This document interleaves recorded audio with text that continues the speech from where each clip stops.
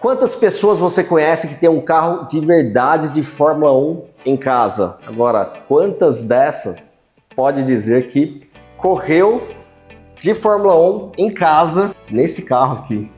É verdade. Em Carlos 2004. Zonta.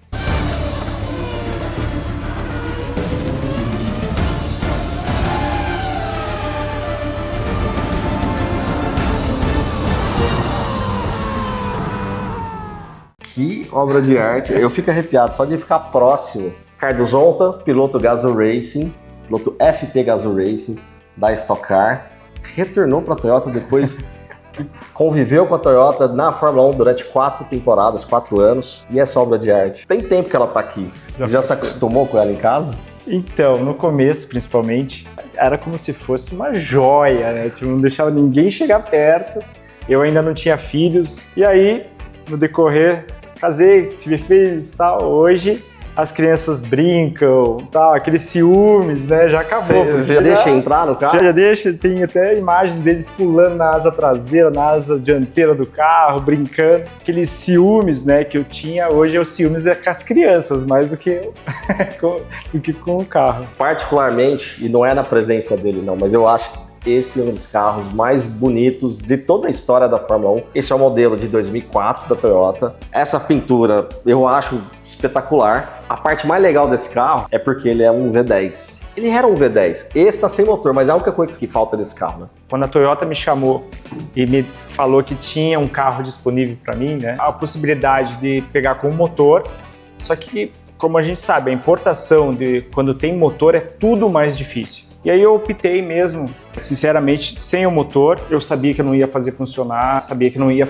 usar o carro, iria ficar sempre parado o carro. O trâmite todo para importar o carro foi muito mais fácil sem o motor. Esse carro é espetacular, ele tem tudo, tem caixa de câmbio, volante, a gente estava vendo isso de perto aqui agora. O Zonta, para a nova geração que não te conhece tanto, o Zonta ele tem 3 campeonatos mundiais. Você sai da Fórmula 3 sul-americana, dá um salto para a Fórmula 3000, campeão mundial de Fórmula 3000 em 97. Aí você entra como testes da McLaren. McLaren, que era a Mercedes. Equipe que também foi do seu ídolo Ayrton Senna, pouco tempo depois. A McLaren fala assim, olha, não fica muito tempo parado, faz esse mundial de GT. Campeão mundial de GT. Junto com o Mark Webber, que também fazia.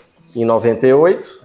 E aí você faz a estreia numa equipe menor, em 99, na Fórmula 1. E aí são 8 anos ligado à categoria máxima do automobilismo. Então, o negócio da McLaren funcionou assim. Quando eu assinei um contrato de 3 anos com a McLaren, como piloto reserva, e se um dos 2 pilotos saíssem, eu era o piloto da vez. Que era Mika Hakkinen e David Mika Hakkinen e David Coulthard. Só que em 97, o carro não estava performando muito bem. Então a chance de um dos 2 pilotos saírem era muito grande. E a vontade também era grande de estar na equipe McLaren por causa do Ayrton Senna, né? Aquele negócio de piloto, né? Principalmente brasileiro. E eu não pensei 2 vezes. O carro era muito bom em 98. Tinha 3 pedais. Se eu não estiver enganado, tinha um pedal extra de freio com uma inovação muito surpreendente da época. Não tinha eletrônica, só que eu sei que tinha um botão no painel, no volante, que a gente apertava, controlava o diferencial do carro. Então você apertava, segurando a traseira do carro, quando você soltava ele rotacionava. Era como se fosse, e era individual, não é isso? Isso. Era como se fosse um freio extra só para uma roda. Os 2 pilotos renovaram, né? Mas eu sei, assim, todos os testes que eu fazia com a McLaren, cara, era sempre rápido, né? O carro era muito bom e muito fácil de guiar. Surgiu a possibilidade da equipe BAR, né? Que eles precisavam de um brasileiro, principalmente por causa do patrocinador, e bateu na chave, bateu certinho para que eu fosse o piloto. Dessa estreia. A McLaren teve que me emprestar para a BAR. Você não sabe se o carro ia ser tão bom, acabou dando 2 títulos pro Mika Hakkinen, os 2 campeonatos que ele teve. Mas aí eu quero te fazer uma pergunta agora em off. Você fez parte de uma das ultrapassagens mais espetaculares da Fórmula 1. Óbvio, você não estava disputando ali, que você não tinha equipamento para isso. Mas 2 de pilotos que eu tenho, né? Acho que muitas pessoas têm também, como 2 caras heróis daquela época da Fórmula 1. Spa, Camel Straight, você fica no meio de Schumacher e Mika Häkkinen. O que passou na sua cabeça ali? Os dois disputando o título. Sinceramente, hoje é fácil falar, mas no momento era a última volta da corrida. Eu estava eles estavam vindo para me dar uma volta. E eu só sabia que estava vindo um carro, não sabia que estava vindo dois. Porque a equipe falou, ó, o líder tá chegando. Você só tinha visto o Schumacher chegando. Só tinha visto o Schumacher. Antes de subir, né, na Rouge, eu sabia que estava vindo o líder, que era o Schumacher. Antes da corrida tinha chovido. Então a parte interna da reta estava toda molhada. O que eu fiz? Eu deixei espaço para um carro passar pelo lado esquerdo meu, né? O líder. E fiquei com o carro no meio, já olhando lá a curva lá na frente, diminuí para que ele me passasse antes da curva. E nesse próprio momento eu vejo como posso falar, uma flecha prata. Você esperou uma vermelha e uma prata. Ele aqui do lado direito. Na onde estava molhado. Aonde estava molhado. Cara, o Mika Häkkinen foi muito abusivo ali, assim, agressivo. Aí você só ficou quieto, falou, eu não quero atrapalhar. Não, eu tava em linha reta, ainda bem que eu tinha diminuído. Porque se eu venho numa velocidade mais forte, né, e às vezes pensar, não, ele vai me passar depois da curva, cara, ia dar confusão, porque eles iam pegar o vácuo um do outro, iam se jogar e eu estaria no meio, talvez uma batida ali. Então deu certinho o timing ali de deixar o líder passar, que virou o Mika Häkkinen o líder naquela hora. Na saída da curva. Então, queira ou não queira, eu ainda estava sob o contrato da McLaren, eu acabei ajudando, você tava emprestado, né? E a hora que você viu a ultrapassagem concluída, você falou, cara, essa foi arriscada, porque estava molhado. E você vindo pelo molhado, sem tangência para a curva, e conseguir ainda se jogar, frear e se jogar. Ele fez uma das ultrapassagens mais bonitas e agressivas que eu já vi. E veio de camarote. E aí você passa BAR, Jordan, e aí vem pra Aí eu vim Toyota. Pra Toyota. Em 2003. 2003 eu comecei a testar. 2004, Cristiano da Mata sai e eu entro no lugar dele para 6 corridas no campeonato. Tá. E aí que o campeonato terminava pra esse carro. Em São Paulo, Interlagos, 2004. Foi onde eu terminei a minha última corrida, bem dizer, com o carro da Toyota. Esse é o carro que você correu em 2004. Em 2004 com a Toyota. Depois você acabou ainda participando de uma largada do GP dos Estados Unidos, mas você teve com a Toyota ainda até 2006. Final de 2006. Mas esse é o carro que você correu de fato no Interlagos. Isso. Agora vai que eu tô curioso. Como que esse carro veio parar aqui? Isso era uma coisa prevista já no contrato? Quando você vai para a Toyota, você pediu um carro? Conta com detalhes. Tá. Quando eu saí da BAR, queira ou não queira, eu era um piloto titular ainda. E eu fiquei 1 ano fora.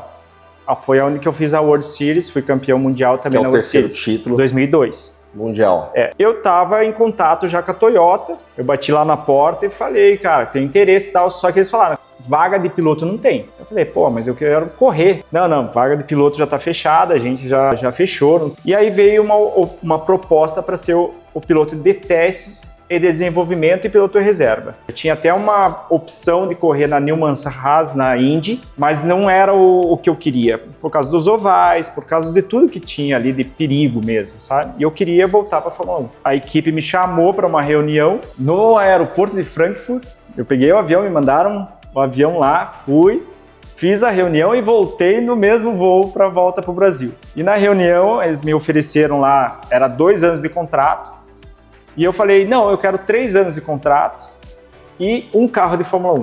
Pedindo não era nada. Eu sempre vi que tinha a possibilidade de ter o carro de Fórmula 1. Daí eles falaram, ó, não posso ter que colocar no contrato isso aqui, do carro de Fórmula 1. Por quê? Se a equipe Toyota estiver correndo na Fórmula 1, a gente não pode fornecer nenhum chassi para ninguém. Por questão de segredo. Segredo da equipe. Começou os treinos, os testes, e eu sempre fui muito bem aceito dentro da equipe, sabe? Amizades, até pela velocidade. Você quase fez um 4º lugar.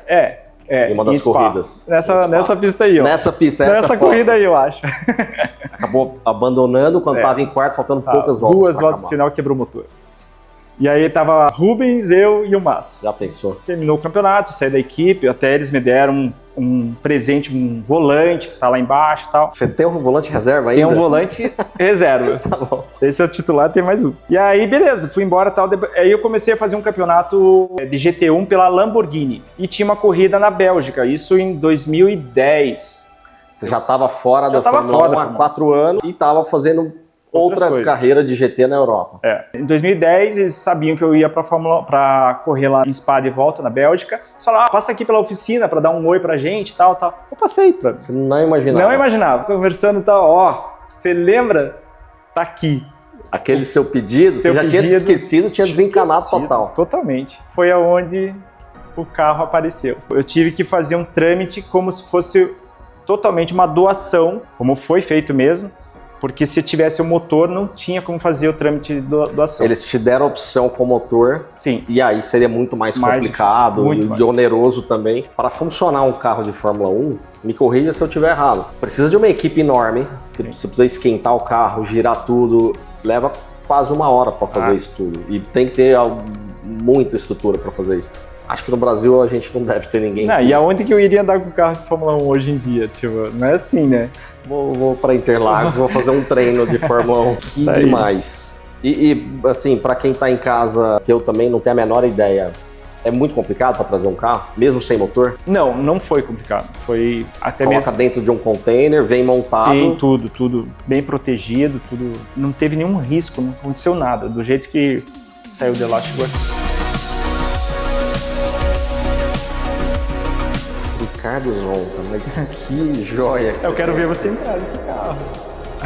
Eu já tava medindo aqui, ó, a altura dá. A altura é parecida. E aqui tá exatamente como você terminou a corrida. É o seu banco. É o meu carro, cara. O Sua banco, posição, o seu banco. pedaleira, o volante. É claro que hoje o meu quadril já não é tão fininho mais, né? Posso ver o volante de novo? Opa! Pra gente mostrar um pouquinho. Quero que você me explique. Eu já tinha perguntado antes, mas vamos lá. Aqui é quando a equipe chama pro box, em vez de falar no rádio, você só aperta o botão e ele já recebe lá a confirmação. Porque se você fala no rádio, é uma informação sigilosa e outra equipe pode pegar esse sinal. Também. Limitador de box. É a velocidade dentro do box. Controle de largada. Sim. Controle de tração, que nessa época tinha, aqui você podia regular ele. Aqui você estava me explicando, é um ajuste do controle de tração. Isso. Porque o que acontece? O controle de tração, ele pode ser muito agressivo do meio da curva até você ficar com o volante reto. Então você está com o controle de tração para o final da curva, que quando você já está com o volante reto e aí fica cortando muito o motor, você regula isso aqui como... quero que libere um pouquinho uma roda para ela começar a sair mais. Então foi isso. E se eu falar para você, sem querer me gabar, isso aqui foi um desenvolvimento meu com a equipe. É verdade? Verdade. Porque nos testes eu sentia muito que eu tinha potencial de sair, não precisava proteger muito o pneu, porque a controle de tração é mais para proteger o pneu, né? Porque você começa a cavocar muito, se tracionar muito, você vai perder o pneu. E aí muito isso aqui a gente testou e o negócio começou a ganhar potência já no meio da curva. Então foi uma das coisas que a gente desenvolveu. Isso foi uma ideia sua, desenvolvimento seu. Aí o diferencial, né? Diferencial, mais e menos. Tem um diferencial que é a entrada da curva e o diferencial de saída de curva. Então aqui tem um mapa e aqui tem a chave que você pode segurar para ela ficar protegendo mais a traseira na entrada. Aqui, seco, chuva, intermediário. Isso. Se eu não estiver enganado, é justamente porque o diâmetro muda e limitador de box, velocidade, tudo precisa até a embreagem acaba sendo afetada aqui. Isso aqui é muito legal, porque assim, acho que foi quando começou a de fato entrar muita coisa no volante, mais ou menos ali, 2004, 2005. E assim, já tinha bastante coisa, já tinha muita coisa para operar aqui. Rádio, ultrapassagem. Ultrapassagem, o que é essa ultrapassagem? Geralmente a gente colocava o câmbio com o máximo de giro do motor, né? Chegava em 8ª marcha com o giro já lá em cima. Quantos giros nessa época? 18 mil? 22. 22 mil giros. 22 mil. A Honda chegava a 23. A Toyota chegava a 22. É o barulho mais bonito hoje, não só da Fórmula 1, mas de toda a história do automobilismo, eu acho, o V10. Nos últimos anos, a Fórmula 1 chega a 16, 17, 18. Hoje, 13 mil. Por causa do elétrico. Então é muita coisa diferente. Rádio neutro e aqui funções gerais que você tem muita coisa aí. Aqui, passa a marcha, reduz. E aqui embreagem, pode usar qualquer lado. E você tem um igualzinho a esse. Tenho lá embaixo. O volante, você mesmo sabe, a tecnologia que tem dentro. Me lembro que quando vários pilotos acontecia alguma coisa, jogava, a equipe ficava furiosa. Mas é uma coisa assim que custa caro, com tanta tecnologia que a equipe investe para desenvolver, né? Hoje, preço atual do ano passado, que eu apurei, em torno de $50 mil. 50 a 80 mil dólares, dependendo do time, né? Do desenvolvimento. Aí dá pra colocar no simulador. Que honra tá segurando. E assim, a gente vê o desgaste natural aqui do atrito com a luva. Eu uso. Posso? Pode, por favor. Vai lá. É claro que eu vou pedir para entrar. Não é todo dia que eu tenho oportunidade de entrar. Quando eu trouxe o carro no começo, as pessoas pensavam que era pisar? O degrau para pisar, sabe? Tipo, não, isso aqui é parte aerodinâmica. Eu tenho uma coisa, quando eu fui piloto, eu só entrava desse lado, do lado esquerdo. Não sei porquê, mas eu não me sinto confortável entrando do outro. Você tinha alguma coisa, alguma superstição? Eu sempre também entrei com o pé direito, assim, mas foi até por costume, sabe? O meu quadril também não encaixa. Eu era bem estreito. Ó, o pneu tá calibrado igual chegou, cara. Até hoje, assim. Que incrível. E a pedaleira? Chegou o pé lá? Chegou, mas como meu quadril não entrou, então pra mim ficou um pouco curto. Eu precisava baixar um pouquinho mais pra... O freio você consegue pressionar? Sim. Pesado, né? E, por exemplo, aqui você sempre freou com o pé esquerdo. Sempre. Porque aqui eu já não tenho opção. Aqui não dá pra passar o pé direito pro freio. O pedal, ele é mais largão assim já. Olha, eu tenho certeza que tem muita gente com inveja minha agora. Não dá vontade de sair daqui.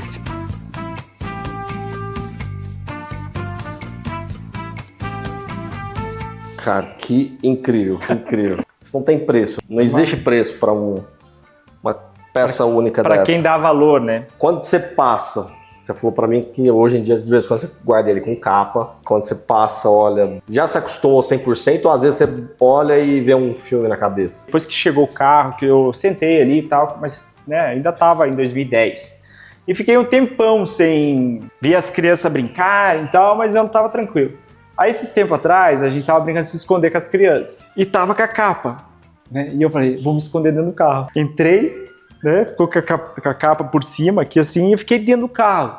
E aí começou a vir uma sensação do passado, sabe?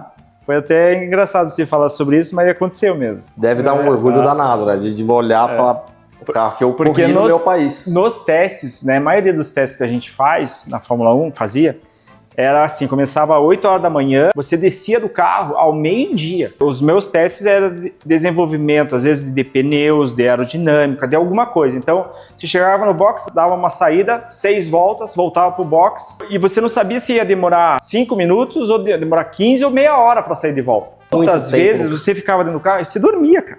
Dormia. Era normal você, ou até hoje eu acho, você olhar o piloto lá que tá testando, tá dormindo dentro do carro, porque fica esperando aquela temperatura quente, tudo, você relaxa, dorme. Aí daqui a pouco o cara vai. Então, você já vai. Eu lembro de você fazer todos os treinos da sexta-feira. Tipo, todo o GP você fazia o primeiro treino em todas as corridas. Foi em 2004 o piloto que mais andou de Fórmula 1, me lembro até hoje. Mais andou. Saiu naquela auto sprint, sabe? E aí falou, a milhagem de cada piloto, eu era o primeiro que mais andou de Fórmula 1. Se eu não estiver enganado, que eu vi esse número em algum lugar, cerca de 40 mil quilômetros no ano. 40 mil quilômetros dá uma volta no planeta Terra, só que você fez de Fórmula 1. Eu ia para todos os Grand Prêmios. Sexta-feira eu andava, que era um treino legal pra caramba. Tinha uma equipe da Toyota, vai lá, de teste, já me esperando para testar na terça-feira, depois do Gran Prêmio que eu tava participando lá. Na mesma pista?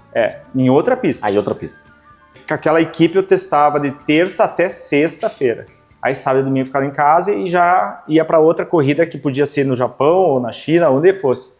Os pilotos oficiais andavam menos que vocês. Por causa do desgaste. O que mais você tem aí? Mostra pra gente.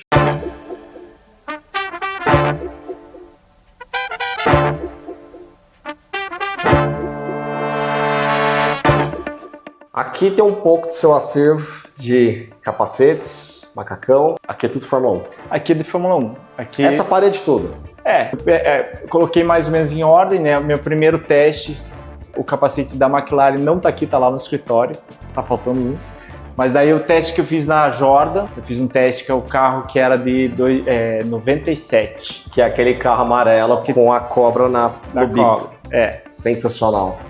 BAR 99. Que é a sua estreia oficial. Estreia oficial aqui, com os capacetes aqui de cima, esses dois. Esse aqui. O ano 2000, na BR, que era já com a Lucky Strike, daí era com o modelo desse capacete aqui. O macacão da Toyota tá guardado, mas os capacetes estão aqui. No lançamento da equipe, lembra? Eu era o carro azul, o carro era azul, e o carro do Jacques Villeneuve era o Lucky Strike, que é o carro vermelho com branco. E aí a FIA não permitiu que um carro fosse diferente do outro. Daí o que eles fizeram meio a meio. O carro com um zíper no meio, meio a meio. Só que o meu macacão era azul e o dele era o Lucky Strike. O macacão era diferente. Essa história é muito boa, eu lembro dela. Você tem uma história muito próxima com a Toyota, a gente vê pelo carinho que a Toyota te presenteou com esse carro que não estava nem no combinado, mas veio a te presentear. A Toyota entra na Stock Car e você deu para a Toyota a primeira vitória na estreia da Toyota na Stock Car. Verdade. Foi em 2020 em Goiânia, na minha cidade. Goiânia. E agora, o bom filho a casa torna, piloto FT Gazoo Racing. Qual que é a sensação de voltar para um time que eu acho que você deve olhar e tem uma história, uma ligação muito forte, né? Além de tudo que a gente conquistou na Fórmula 1, que é todo o trabalho, conquista em termos de respeito, né? Toda vez que a gente ia para o Japão para fazer alguma reunião com os japoneses lá do Toyota, sempre fui muito bem assim aceito, né? Muito respeito. E aí quando voltou para o Brasil teve aquele marcas brasileiras, lembra? Eu corri nesse campeonato. Que daí tinha Corolla também, Toyota. Eu corri de Corolla. E o meu carro também era Toyota Corolla, eu corri um ano lá, fui vice-campeão. Agora eu não sei se foi... Eu acho que eu corri com você, tenho quase certeza que a gente dividiu a pista. Eu fiz uma única corrida, fui de convidado, eu era piloto junto com o Denis Navarro, na Bassani. Isso aí. Só essa, de Brasília. O teu carro era preto e branco, o meu era vermelho e branco. Ou já era vermelho e branco o teu também? O meu era vermelho, vermelho e branco. A conexão já teve um pouco ali, que ligaram com a Fórmula 1. O Stock Car com essa geração na bolha da Toyota tá especial, assim, tá muito bonito. Eu acho, sem puxar a sardinha, mas eu acho mais bonito. Ficou muito bonito. Aqui, você tava me mostrando alguns troféus, tem tudo aqui, né? Corrida do milhão da Stock Car. Aliás, vitória da Stock Car, e aí tem outras categorias também, 24 horas de Le Mans. O que mais você tem por aqui? Aqui tem os campeonatos, né? A World Series, da Fórmula da 3000. GT, da 3000. Tem os 3 campeonatos mundiais aqui. A gente tem que falar das 2 corridas do milhão que eu ganhei. Uma foi solidário, bem na pandemia, 2020. Inclusive, como é bonito, os 2 troféus da corrida do milhão. E esse ano temos de novo, né? De novo. Teremos de novo a tentar ganhar, né, pô? Pra trazer mais um pra cá. Tem alguns carros de Fórmula 1 que, inclusive, você testou. O Renault ali, você chegou a fazer teste nele. Eu tenho alguns que estão na outra estante ali, que mostra toda a minha trajetória, né? Tanto na Fórmula 1 como nos outros carros. Alguns outros troféus que tá pra lá, junto com os brinquedos das crianças. Vai então, misturando com o brinquedo, tudo aqui em casa já. Quantos troféus você tem? Total. Porque só da Stock Car aqui de Vitória tem um monte. Tem. Mas total você tem alguma... Você sabe que na Stock Car é uma coisa engraçada, cara. Eu tenho mais de 17 vitórias na Stock Car, no total. Oficializadas, 11 ou 12. E aqui você tem alguns carros, acho que de coleção também. Mas esse aqui você me contou uma história curiosa. Esse aqui, da ITC, 1996. O Magnussen pai, ele corria oficialmente pela AMG, né, que era a equipe da Mercedes. Ele foi substituir um piloto na McLaren em 96 na Fórmula 1, que eu não lembro quem que era o Mika Hakkinen e mais um, eu não lembro. E aí eles me chamaram para eu substituir ele na corrida de Nürburgring, e eu substituí. E na outra corrida, daí era outra corrida numa pista que eu não sei o nome, de rua, que foi o Montoya. O Montoya foi lá, o Montoya não estava na Fórmula 1 Não, ainda não. Nós dois estávamos na Fórmula 3000. Então eu fiz uma corrida e ele fez a outra. E depois vocês se confrontaram na Fórmula 1 alguns anos depois. Na Fórmula 3000 que eu fui campeão e ele foi vice. O Juan Pablo Montoya foi o vice-campeão. Foi vice, naquele ano. Jonta, é uma honra estar com você Tanta história. Eu, criança, te assisti, não tão criança assim. Não me chama de velho, não. Não tão criança assim, mas eu assisti, torci muito por você e você tem uma história incrível. Poucos pilotos brasileiros têm títulos mundiais fora da Fórmula 1, além dos 3 que a gente tem, Ayrton Senna, Fittipaldi e Nelson Piquet. Poucos têm títulos mundiais fora da Fórmula 1, você tem 3. E carreira na Fórmula 1 super respeitado, sempre foi. E na Stock Car, uma carreira maravilhosa que segue agora na FT Gazoo Racing, retomando essa parceria. Então, obrigado por mostrar um pouquinho pra gente. Parabéns pela essa carreira. Obrigado, é um prazer ter você aqui. Ainda mais você entende, né? Quando vê um troféu, vê um carro, vê o que o piloto passa, você já presenciou isso, né? Então, quando a gente conquista um troféu, conquista um resultado, é aquela realização mesmo, porque o piloto sofre mais, tem mais falta de resultados do que vitórias. Então, quando a gente tem um troféu, uma vitória, tem que comemorar. Parabéns e seguimos a torcida por Ricardo Zonta na FT Gazoo Racing, temporada da Stock Car. Vamos com tudo, vamos com tudo. Valeu. Obrigado.